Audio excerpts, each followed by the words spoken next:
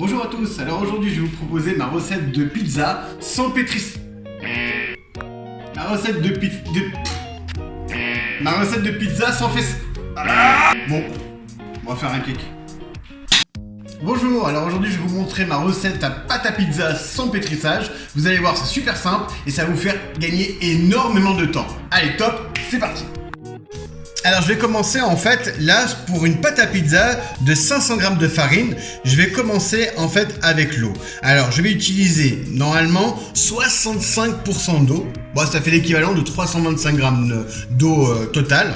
Moi je commence avec un petit peu d'eau et je vais en profiter pour délier ma levure fraîche. Alors j'ai approximativement 0,2 g de levure et je vais venir tranquillement la délayer. Voilà, simplement, je m'embête vraiment pas plus que ça, hein. C'est histoire de vraiment la délayer. Je m'occupe même pas de savoir si elle va s'activer ou pas. Je la mets, je sais qu'elle est fraîche, j'en profite. Et ensuite, je vais venir rajouter tranquillement ma farine. Donc, j'ai 500 g de farine. Je vais y aller tranquillement. Je vais en mettre à peu près la moitié. Je vais rajouter l'eau. Tout ce qui me reste d'eau, tranquillement. Et ensuite, je vais commencer à délayer le tout.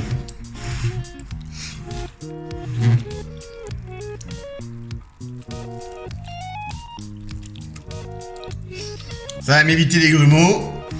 Voilà. Mais vraiment, c'est quelque chose d'assez simple et d'assez rapide, hein. Quand je vous dis que vous allez gagner du temps, vous allez voir, vous allez vraiment gagner du temps. À la fin, je ferai une pizza et je vous montrerai comment se fait la pâte, comment elle réagit, hein, tout simplement, à l'arrivée. Donc je recommence, là je mets la totalité de ma farine. Alors il se peut que vous ayez besoin peut-être en fonction de votre farine de rajouter de l'eau. C'est tout à fait possible, hein. C'est pas grave. Ce qui compte en fait c'est d'avoir une pâte qui soit bien tenue quand même à la fin du phrasage. Donc le phrasage c'est lorsqu'on a fini de tout mélanger, hein. Donc voilà, vous voyez, je fais grosso modo, vraiment, je vais pas vraiment m'embêter. Je vais rajouter maintenant mon sel. Mon sel, c'est 2% du poids total. Donc là, moi, je mets 15 g de sel. Tac, directement. Et j'y vais. Je fais un bon phrasage.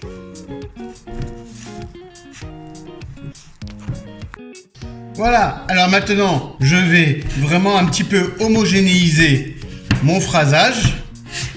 Donc je vais venir malaxer, mais vraiment vous allez voir très rapidement je vais m'arrêter.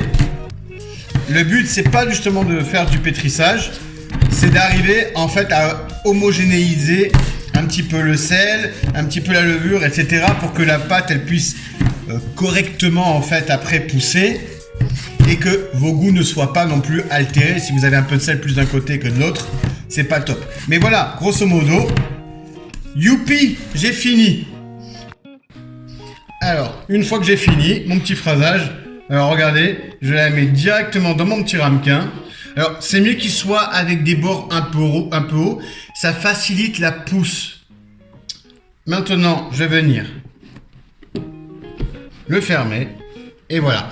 Et maintenant, eh ben, le plus dur, ça va être de le mettre dans le frigo. Alors, maintenant, je vais simplement la mettre dans mon frigo pendant environ 48 heures. Et je ne vais plus y toucher. Le petit secret, c'est d'abaisser la température de son frigo à 4 degrés. Alors, il vous faut un petit thermomètre de frigo. Sinon, c'est un petit peu plus difficile à évaluer. Alors, tous les frigos ne vont pas en dessous de 4 degrés ou à 4 degrés, c'est pas très grave. Entre 4 et 6 degrés, voire même 8 degrés, j'ai déjà testé 8 degrés.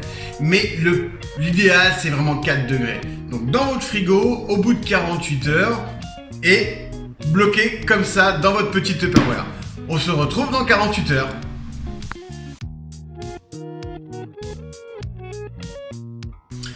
Alors donc voilà, 48 heures plus tard, ça y est, donc ma pâte, je la sors de mon Tupperware, de mon frigo. Donc je prends ma petite corne à pâtisser et hop, je vais venir positionner.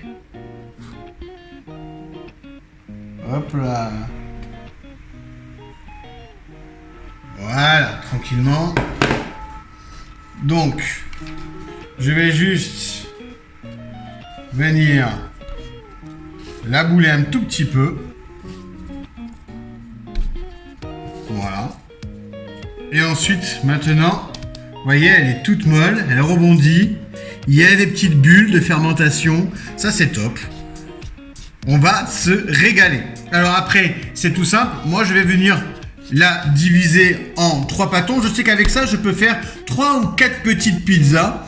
Donc là, moi, je décide aujourd'hui de faire 3 pizzas. Donc, je pourrais prendre une balance et essayer de le faire proprement à la main. Des pâtons donc de 220 grammes, par exemple. Moi, je vais pas m'embêter. Je vais tout simplement diviser en 3. Donc, je vais faire approximativement comme ça.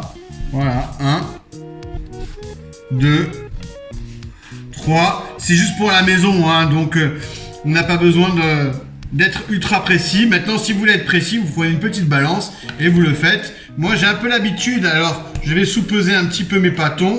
Voilà, là, je sais que j'en ai approximativement un petit peu plus. Voilà. À partir de là, et ben maintenant, je vais venir bouler. Donc, hop, pas plus compliqué que ça. Hop, je viens et après, hop, comme ça.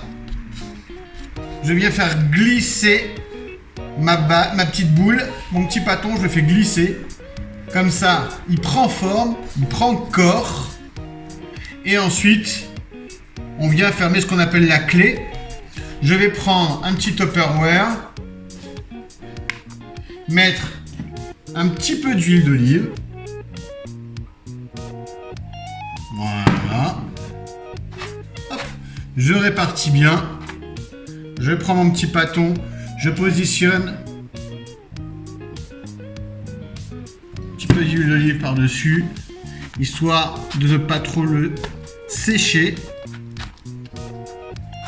Voilà. Et ensuite, je vais venir recouvrir